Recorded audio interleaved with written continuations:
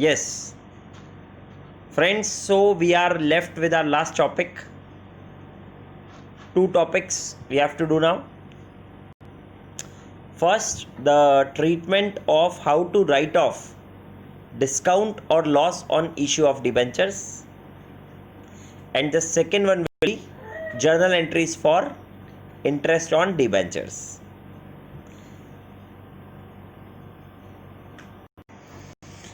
Yes, so first we will talk about how to write off this discount or loss on issue of debentures. वैसे मैं आपको बताऊं तो generally ये loss और discount on issue of debentures as per companies act first year में ही right of हो जाने चाहिए पूरे। और जब इनको हम राइट ऑफ करते हैं, राइट ऑफ करने का मतलब होता है प्रॉफिट एंड लॉस अकाउंट में ट्रांसफर करना, तो हम डायरेक्टली एंट्री पास कर सकते हैं profit and loss account debit to loss on issue of debenture या फिर discount on issue of debenture.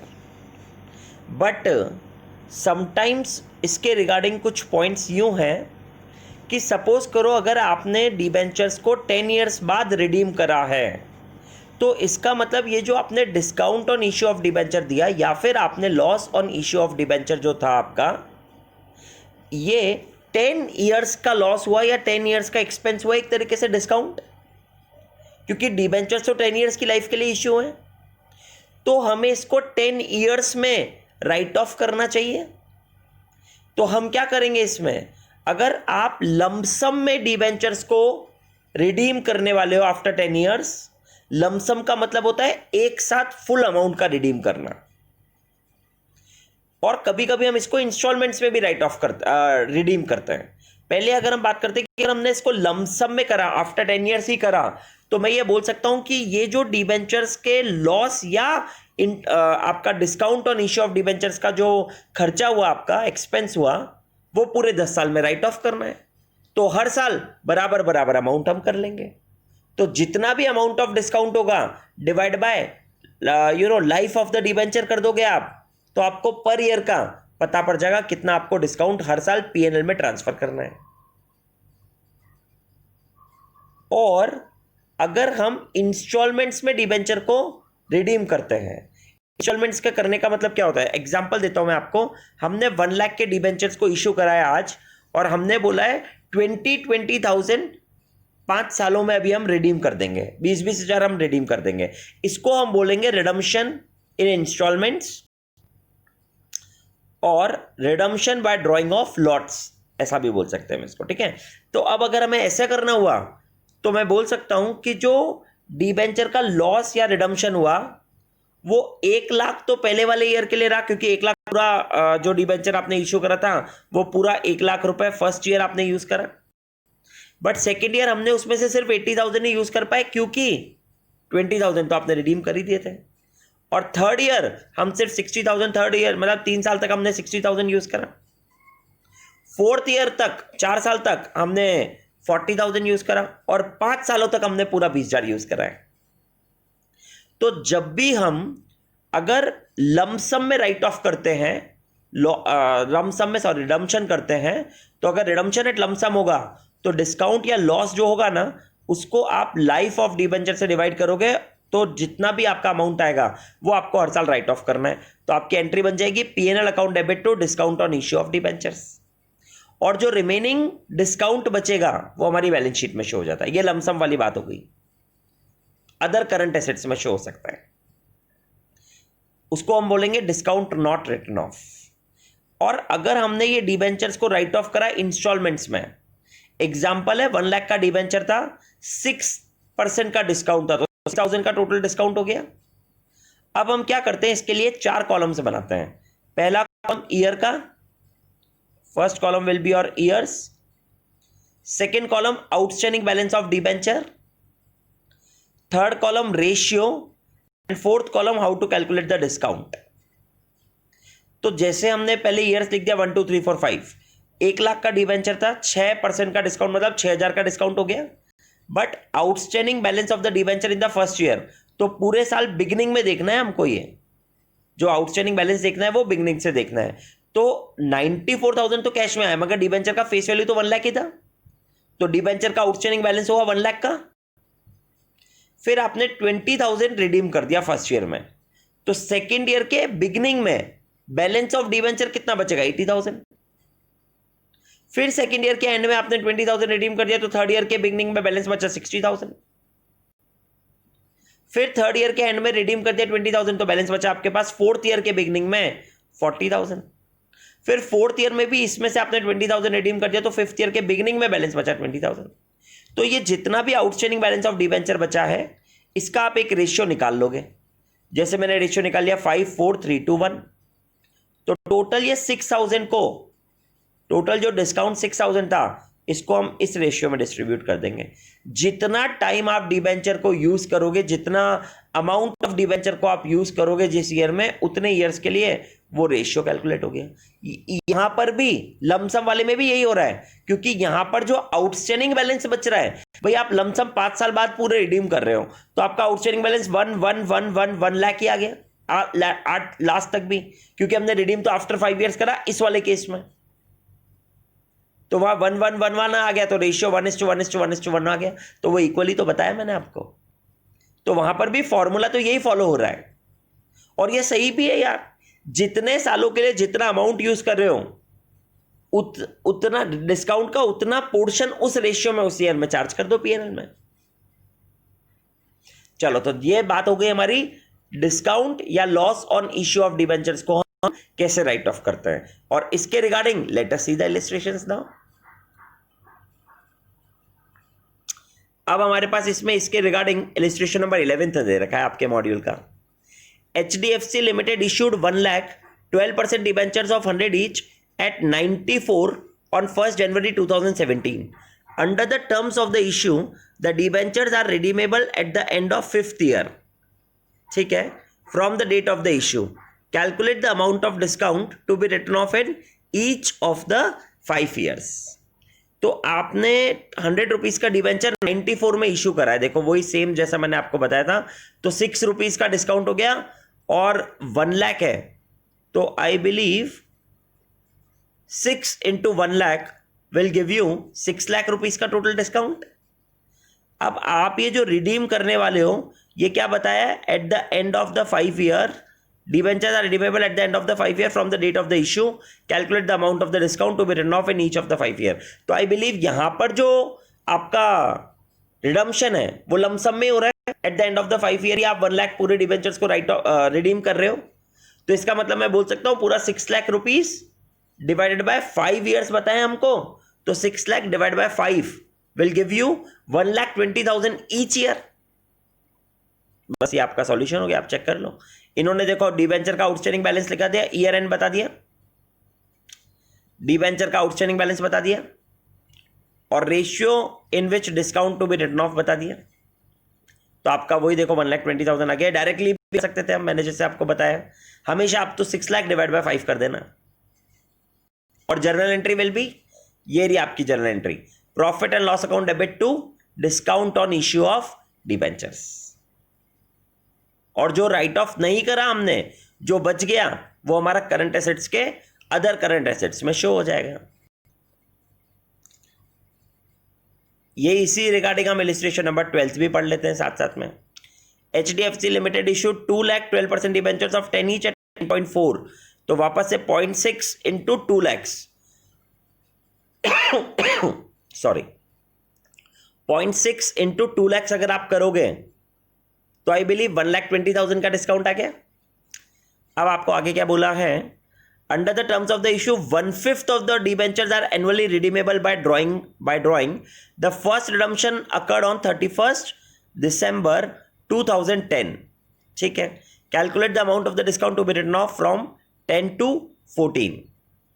अब इस क्वेश्चन में जो आप रिडम्पशन कर रहे हो 1/5 एवरी ईयर कर रहे हो, तो 2 लाख इंटू 10 20 लाख होता है। 20 लाख को 1/5 लोगे आप, 20 lakhs का 1/5, तो 4 लाख आप रिडीम कर रहे हो।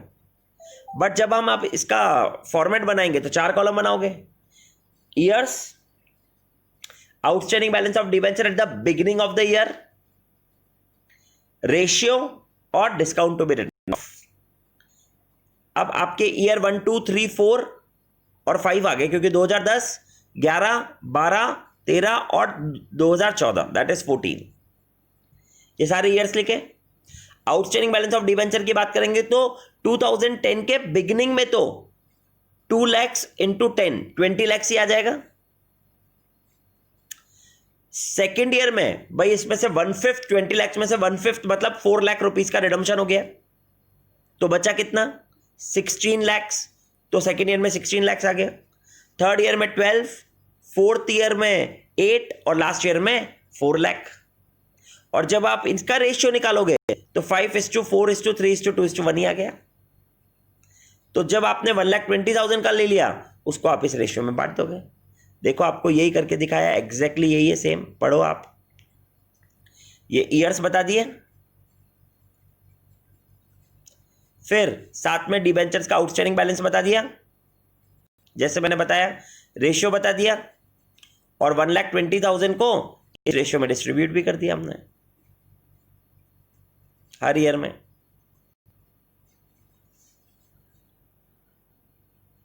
तो आपको ये दोनों बातें समझ में आ गई। अगर डिबेंचर्स का रिडम्पशन लमसम में होगा तो जितना भी टोटल डिस्काउंट है डिवाइड बाय लाइफ करोगे, पर ईयर कितना राइट ऑफ करना है पता पड़ गया। और अगर डिबेंचर्स का redemption bye drawing of lots होगा या इंस्टॉलमेंट्स में होगा जैसा इलिस्ट्रेशन 12 में बताया है, तो आप 4 कॉलम बनाओगे, years, outstanding balance at the beginning of the years, ratio और discount to be written off. Years अभी आपने जिससे बनाया इसमें 10, 11, 12, 13, 14 5 ईयर्स हो गए। अब 2010 के बिगिनिंग में अगर बात करेंगे तो पूरा 20 लाख का इशू करा तो पूरा 20 लाख ही रहेगा। फिर आपने एट द एंड में 4 लाख का अगर रिडम्पशन कर दिया तो आपका 16 लाख बैलेंस बचा। फिर उसके बाद 4 लाख कर दिया तो फिर 12 लाख बचा, फिर 8 लाख और फिर 4 लाख, यही रेशियो ले लिया। फिर 1,20,000 का जो डिबेंचर का टोटल डिस्काउंट था इस रेशियो में डिस्ट्रीब्यूट कर दिया, आपके पास आंसर आ गया। तो ये तो टॉपिक हो गया आपका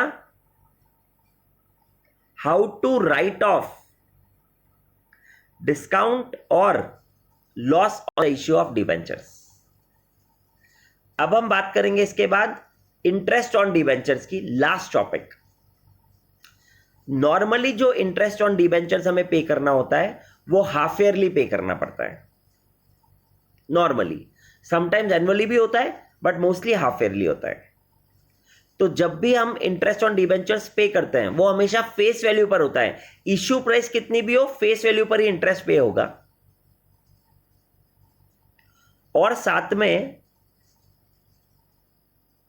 इसकी जर्नल एंट्रीज क्या पास होगी that we have to see now. तो पहली एंट्री इंटरेस्ट कंपनी का एक्सपेंस है, तो कंपनी क्या इसमें एंट्री पास करेगी, interest on debentures account debit to debenture holder, पहले ड्यू कर दिया हमने ये इंटरेस्ट, और इसका नरेशन भी आ जाएगा being interest on debentures due, हर ड्यू डेट पर पहले ही हो जाएगा। फिर जब भी हम इंटरेस्ट देते हैं तो as per income tax act हमारे ऊपर ये रूल है, गवर्नमेंट ने ये रूल निकाल रखा है कि हमको वो इंटरेस्ट देते time TDS tax deducted at source cut करके वो इंटरेस्ट डिबेंचर होल्डर्स को पे करना है। तो हमारी सेकेंड एंट्री इसमें हमेशा होती है debenture holders account debit to bank and to TDS payable. हमारा जितना भी टोटल इंटरेस्ट था उसमें से हम जितना क्वेश्चन में बताएंगे टीडीएस को, टैक्स डिडक्टेबल एट सोर्स को, उसमें से माइनस कर देंगे और फिर रिमेनिंग अमाउंट हम डिबेंचर होल्डर्स के बैंक में डाल देंगे। ये 2 एंट्री साल में 2 बार हो जाएंगी, पहले 2 हाफ ईयर में, फिर नेक्स्ट हाफ ईयर में वापस है ये दोनों एंट्रीज।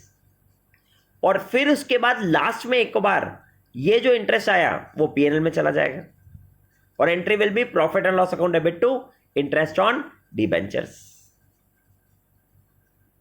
और एक एंट्री और रह गई, जो टीडीएस जो हम पे करा वो बैंक को दे देंगे वापस से, गवर्नमेंट के अकाउंट में डिपॉजिट करवा देंगे, तो entry will be TDS payable to bank. अब आप ये चारों एंट्रीज आपके मॉड्यूल में चेक कर लो। देखो पहली entry for making the interest due, interest account debit to debenture holder account. I believe आपको ये एंट्रीज चेक दिख रही होगी ना, अब दिख जाएगी। Interest account debit to debenture holders जब हमने फर्स्ट इंटरेस्ट को ड्यू करा। सेकेंड एंट्री फॉर जब हमने इंटरेस्ट को पे करना चाहा और साथ में टीडीएस डिडक्ट करा तो entry will be debenture holder account debit to TDS payable and to bank. ये टीडीएस पेबल कितना होगा वो क्वेश्चन हमें बता देगा। और थर्ड एंट्री है टीडीएस पेबल को बैंक में पे कर दोगे तो टीडीएस पेबल टू बैंक। और लास्ट प्रॉफिट एंड लॉस में ट्रांसफर करने की तो profit and loss account debit to interest. Interest का रेट हमेशा क्या होता है, जो डिबेंचर में हम लिखते हैं ना परसेंटेज डिबेंचर्स, वही आपका रेट ऑफ इंटरेस्ट है। ये चारों एंट्रीज के बाद let us see this illustration number 13th now. It is again an important illustration, अच्छा इलिस्ट्रेशन है ये।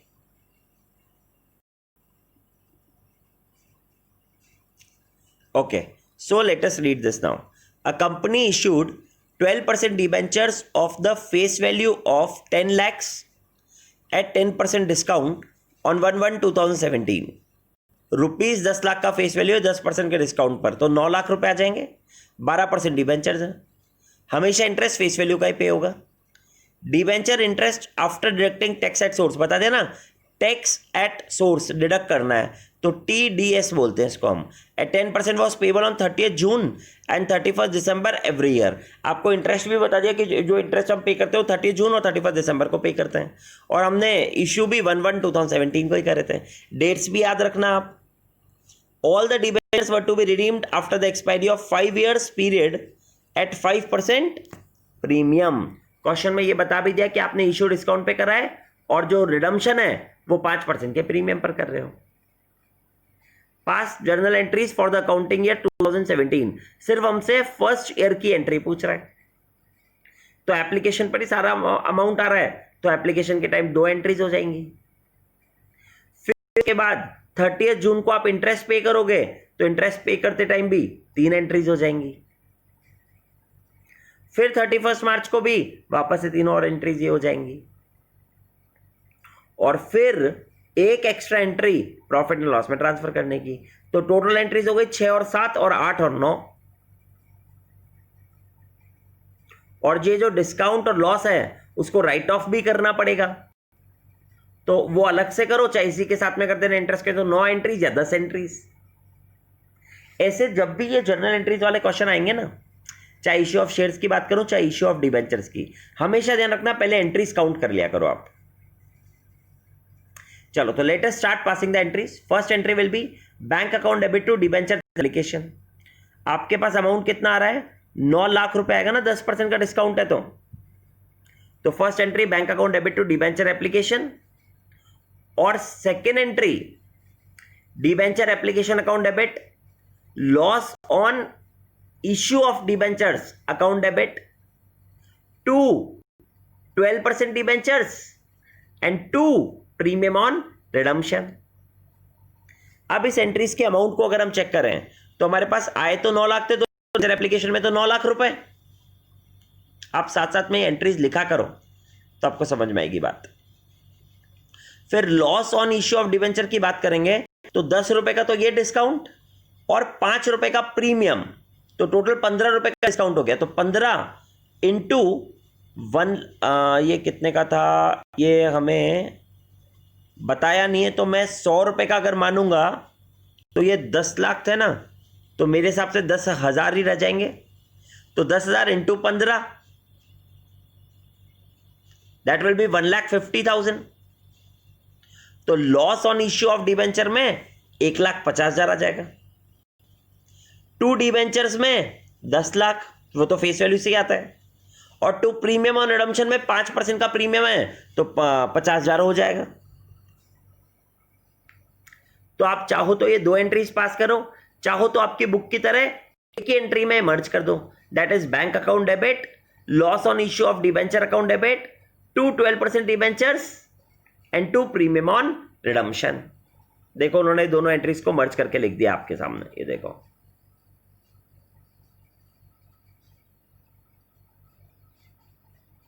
बट आपको एंट्री समझ में आ गई फर्स्ट वाली। तो अब 3 3 6 और एक 7 एंट्री हमें करनी है। तो अब हम सेकेंड एंट्री मतलब 30 जून पर आते हैं। पहले आप इंटरेस्ट को ड्यू करोगे तो interest account debit to debenture holder 10 lakh रुपए का 12% अगर आप निकालोगे तो 1,20,000 होता है, मगर उसमें से देना कितना है हमें 60,000 है, क्योंकि 6 महीने का है। तो interest on debenture account debit to debenture holder 30 जून को पहली एंट्री होगी आपकी है। दूसरी entry debenture holder to TDS payable to bank. अब 60,000 के इंटरेस्ट में से 10% मतलब 6,000 रुपीज कट कर लोगे और 54,000 पे कर दोगे। और इसी के बाद टीडीएस पेबल टू बैंक भी हो जाएगा 6,000। हाँ, ये 30 जून को ही पे हो जाएगा। फिर वापस से आप 31 मार्च को आ जाओगे आप, और 31 मार्च को again you will make some entries. पहले वापस से सेम एंट्री इंटरेस्ट की, that is interest to debenture holders 60,000। फिर वापस से debenture holders to bank to TDS payable, same entry 60,000, 54,000 और 6,000। और फिर वापस से टीडीएस पेबल टू बैंक 6,000। ये एंट्रीज तो आपको समझ में आ गई होगी, ये आपके मॉड्यूल में पूरी देख रखी है, आप चेक कर लो, हम यहां तक पहुंच चुके हैं। अब सिर्फ 2 एंट्रीज हमें पास करनी है। एक तो ये इंटरेस्ट, पूरा जो इंटरेस्ट हमने दिया उसको पीएनएल में ट्रांसफर कर दो, तो entry will be PNL account debit to interest on debenture. पहले का 60,000, अभी का 60,000, मतलब मिलाकर के 1,20,000। देखो उन्होंने ये एंट्री भी कर रखी है, सेकेंड लास्ट एंट्री है। एक और एंट्री जो डिस्काउंट इश्यू ऑफ डिबेंचर है, वो आपको पता था पूरा 1,50,000 रुपए का था। वो 1,50,000 कितने पीरियड के बाद पे कर रहे हो आप इसको? Debentures after the expiry of 5 year, 5 साल बाद कर रहे हो, लमसम में करने वाले हो। तो जो आपके पास 1,50,000 आया डिवाइडेड बाय 5 ईयर्स, तो will give you 30,000 each year. तो entry will be PNL account debit to loss on issue of debentures 30,000। ये देखो उसने आपकी लास्ट एंट्री भी कर दी है। तो आई बिलीव ये सारी हमारी एंट्रीज हो गई थी। तो 1 2 3 4 5 6 7, इसने 7 एंट्रीज ही कर ली। हमको तो 8 या 9 एंट्रीज में होना था, तो वो 8 और 9 एंट्रीज ही आप करोगे। तो आई बिलीव इससे आपका इंटरेस्ट ऑन डिबेंचर्स भी topic with how to write off loss on issue of debenture और discount on issue of debenture को कैसे राइट ऑफ करना है, ये भी हमने पढ़ लिया। तो by this your entire chapter of company account is also over. चलो friends, thank you very much. अब हम बात करेंगे आपके रिवीजन लेक्चर्स के रिगार्डिंग दैट कंसाइनमेंट का या अदर चैप्टर्स का। तो जो आपको प्रॉब्लम है वो आप मेरे से पूछते जाना। और प्लीज प्लीज प्लीज आप सबसे बहुत अच्छे से रिक्वेस्ट है कि आप प्लीज कमेंट करके बताओ कि आपको कंपनी चैप्टर पूरा ढंग से समझ में आया या नहीं आया है। प्लीज यूट्यूब चैनल पर कमेंट करो। Thank you very much.